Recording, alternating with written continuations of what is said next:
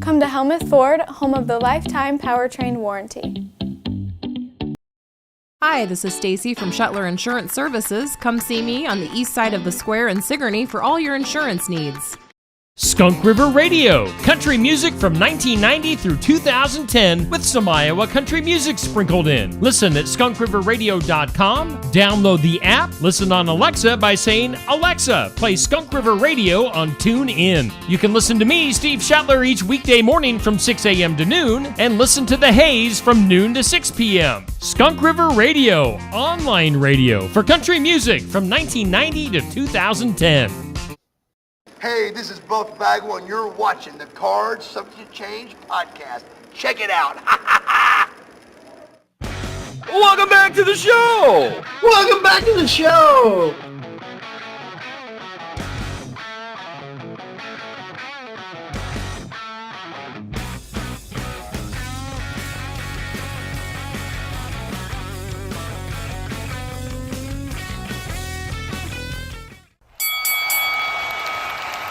And now, your hosts of the Card Subject to Change podcast, the For Frequency's Sake Tag Team Champions of the World, the Wizard CZ, and Never Wrong, Nick Bull.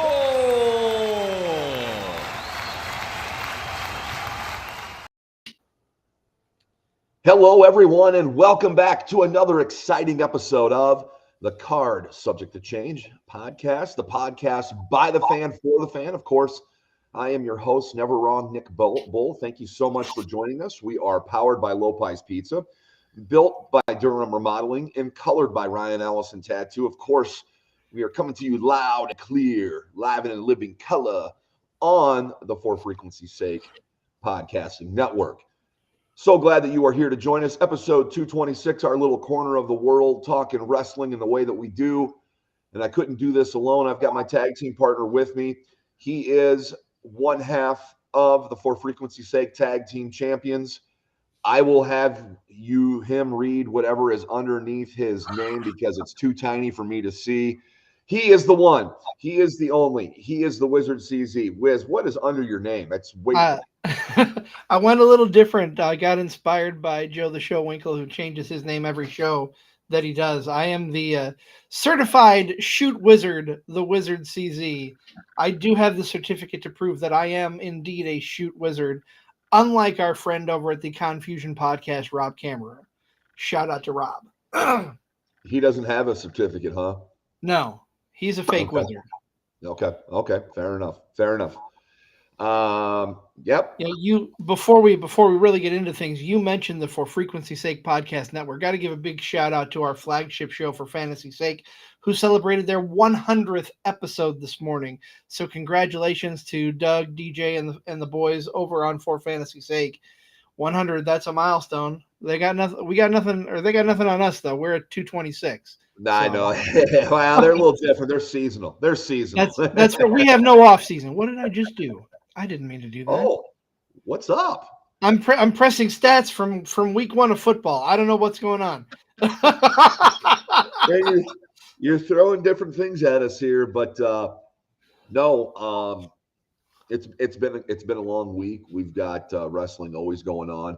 You went to a wrestling show last night, and it seemed to and that the stars aligned. It coincided with kind of where the direction our show is going today. Very much so. I am excited to bring in our guest. We had our 7th pre-show podcast party with Absolute Pro Wrestling last night. Zach Takis and I brought in the fans and hyped up the show. And I think Zach and I may have willed this into existence because we both have this gentleman on, and this is the Cole Cannon Victory Tour, as he is the new Absolute Pro Wrestling champion. Let's bring him on in. Cole, how you doing today, buddy? Couldn't be better, Zach. I couldn't be better, man. I mean, look at it. Look how beautiful it is. I better put these on. I got to put these on. That thing's pretty bright, but it looks great. And it doesn't look. It's a good thing you're on a screen and not sitting next to Nick, because he'd be. That's right. I'd be grabbing that thing. No, absolutely. Hey, it is beautiful. And what we're going to talk about that beautiful gold championship here in a little bit. But First time guest in the studio. I'm going to ask you the same question I ask everybody else, Cole. Why pro wrestling? What was it that Let me that sit got this you- thing down. It's kind of heavy for my shoulder. I don't that know, got just- you hooked? Man, well, as a kid, always a fan. You know, we all start the same way. I grew up kind of at the tail end of the Attitude Era and into the Ruthless Aggression era. So, like, Stone Cold had a big influence on me when I was a kid. I got to see John Cena from the start, you know, to now. So guys like Cena, Orton, Edge, the Hardys, you know, just captivated me when I was a child. And I followed it pretty much all the way up until high school. And then, you know, high school happens, girls get in the way, sports get in the way, you kind of lose sight of that. But, you know, later after I graduated high school and stuff, I kind of rediscovered wrestling when I found out that there was a network where I could go back and watch everything that's already happened. So I just dove right in, started watching old pay-per-views, old WrestleMania, seeing everything that I missed. And then I just like when I was a kid again, it just grabbed me and pulled me in and started going to some indie shows in Iowa. I never realized that the indies were like a thing. So I started going to like Revolver shows when they'd run here in Iowa. And I'm just like, man, I feel like I could do this. And I searched around for schools to see, you know, what's out there, what's close, what's the cost. And luckily I've, you know, in 2020, I found Impact Pro Wrestling, and, you know, I had a little extra money coming in from the government because of the stimulus checks. And I'm like, well, what better way to spend this on than, you know, chasing a childhood dream. So, you know, 5.5 years later, here we are. And you just answered my normal follow-up question about what brought you into the business. So I'll play off of something you said earlier. You said you've been watching since the beginning of John Cena. Mm-hmm. Now that we are nearing the end of his career, getting close to that last match, who do you want as his final opponent? Oh, personally, if I had to have it my way, it'd be somebody like Edge, or The Miz would have been another good one. I've always been a big Miz fan. I feel like that guy's super underrated and underappreciated. Amen. But Yep. based off of, you know, we already got our last Randy Orton match, you know, was that this year, this past May. We have already seen that. But like when I think of John Cena's rivals, it's Randy Orton, and we've seen that. It's Edge. I mean, Edge was always there. No matter what, it was, you know, Edge was always a guy that was either right behind him or right in front of him. So if I had it my way, that's where I would go.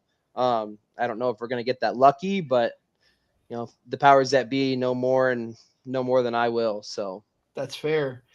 I know we're kind of eyeballing Gunther to win this tournament. So Yeah, I think that's where they're headed.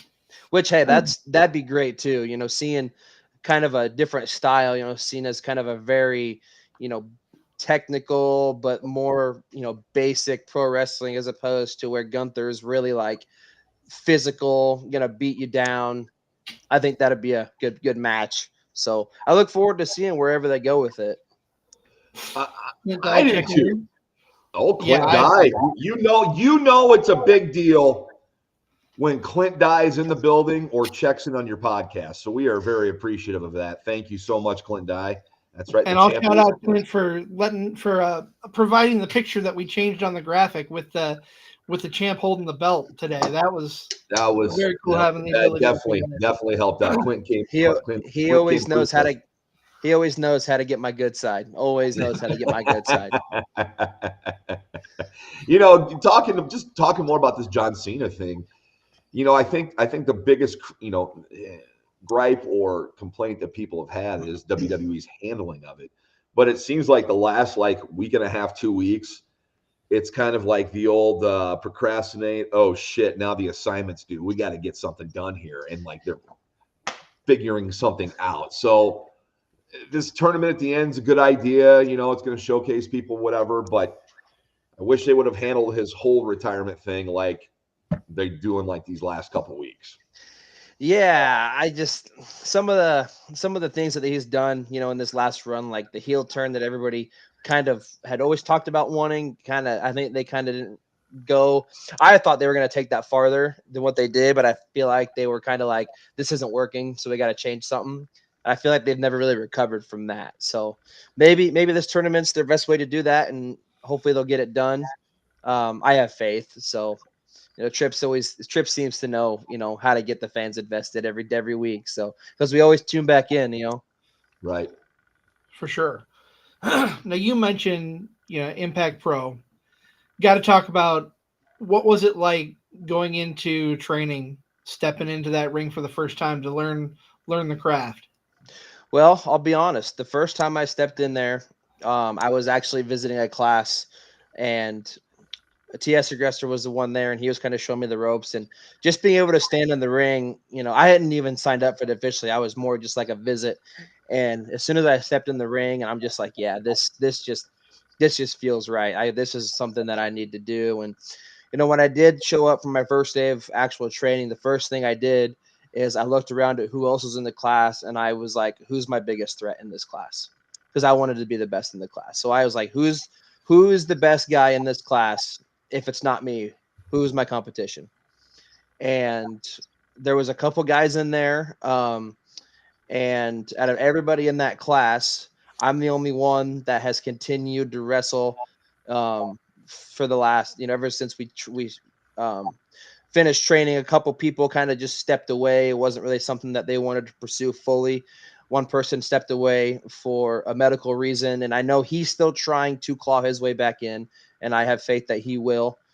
But yeah, I mean, I was kind of the last man standing for a long time. So, when I was in there, it was always, okay, I need to be the best. So I'm going to go at the person who I think is my biggest competition, and I'm going to, outperform them. And so far, I think I've done that.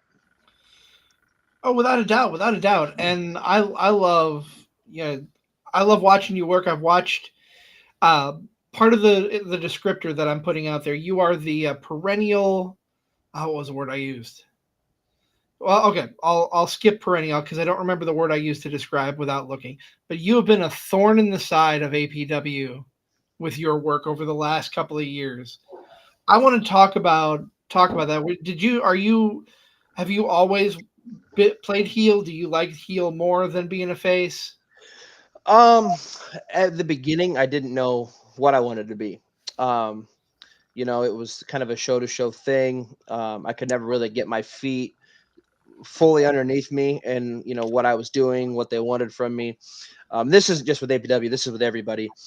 But once I was kind of got more confident in my work, more comfortable in the ring, and kind of started to get a consistent flow of the same goal for each show. Like, this is what we want. This is where we want to go with it. When I had those guidelines, it was more of just like, okay, now we got the assignment. Now let's finish it. Let's make it. Let's ace this sucker. And one of my biggest things is I like to ask for forgiveness before I ask for permission. Okay. I like that. So far, there's only been one time where it's kind of got me in a little bit of hot water, but I never let that stop me. I never let that, slow me down, because I think the most genuine things to really get people involved are the things that you just think of off the spot. If you think if you have to think about it a little bit, maybe you don't do it, but I just kind of let it rip, because it's either, that's just who I am. I'm not going to sugarcoat nothing. That's how I am in real life too. Like, I don't have time for people that, are lazy, don't want to do the work, whatever. I don't have time for that. So is how you see me in the ring. I might not be that level of, lack of a better word, dickhead, but that's just my personality, man. So, being able to be that bad guy is just kind of something that just came naturally to me, and something that I've just really, taken the ball and ran with it, because it's working, and it's been working for the last 3 years. I've been doing this with Absolute Pro Wrestling since basically we started running shows with them guys. So, having that background where I can just continuously, evolve my character, work to like make it better. It just makes it so much more fun. So